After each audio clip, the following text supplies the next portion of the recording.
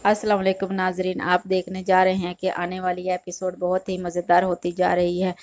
मज़र को शाजिया ने जब सब कुछ बता दिया फ़रत के बारे में तो मज़र को बहुत गुस्सा आता है।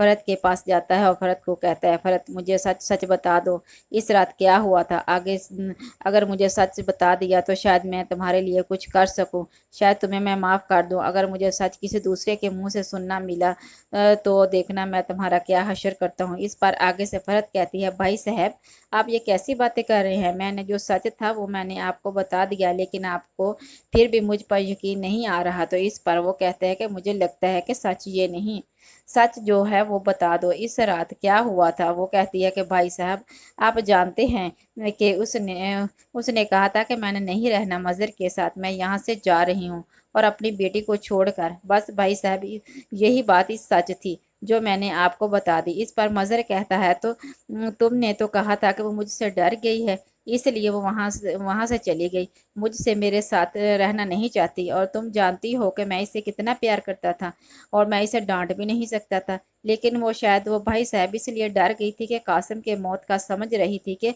आप उसे जिम्मेदार ठहरा रहे हैं, इसके साथ कोई ऐसा वैसा सलूक ना कर दें। इस पर वो कहता है कि जो भी हो, कासिम की मौत जैसे भी हुई हो, मैंने तो कभी इस पर गुस्सा नहीं किया था। इस दिन इसे कैसे मान लिया, क्योंकि देखो फरहत, तुम्हारे वापस के बयान नहीं मिलते, मुझे कुछ समझ नहीं आ रही। और शाजिया और इसका बाप कुछ और कह रहा है और वो सारा इल्ज़ाम तुम पर लगा रहे हैं। इस पर वो कहती है कि भाई मैं जो कुछ था मैंने आपको सब कुछ क्लियर बता दिया, जो बात सच है वो मैं आपको बता चुकी हूँ।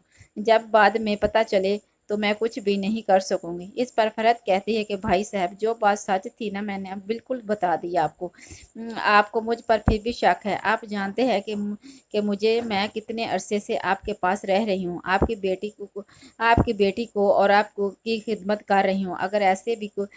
अगर मैं भी यहाँ से चली जाती तो फिर मज़र कहता है कि मैं जानता हूँ मेरी बहन मेरे साथ कभी भी ऐसा बुरा सलूक नहीं कर सकती, लेकिन शाजिया की बात को भी तो मैं नहीं टाल सकता। वो तुम पर इल्ज़ाम लगा रही है, इसलिए तुम शाजिया से जाकर पूछता हूँ।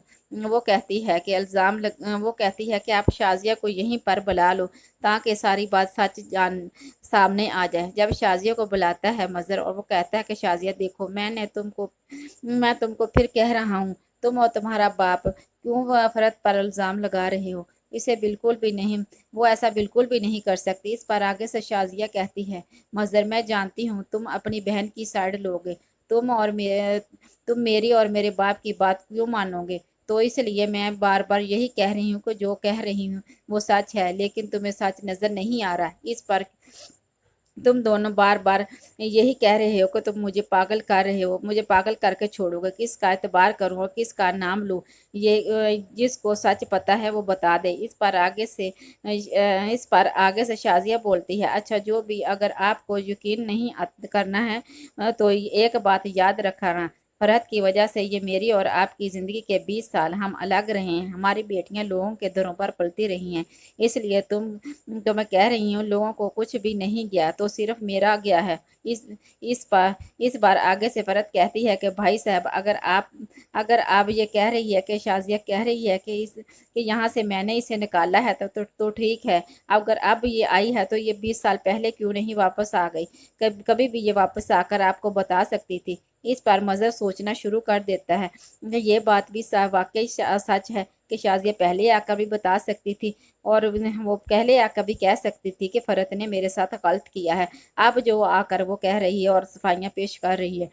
तो शाजिया कहती है कि नहीं, ये इसने मुझे और मेरे बाप को धमकियां दी थी और इसने ये भी कहा था कि मैंने आपकी बेटी को मार डाला है। यहाँ से चले जाओ, आपकी बेटी मर चुकी है, आप यहाँ से चले जाओ।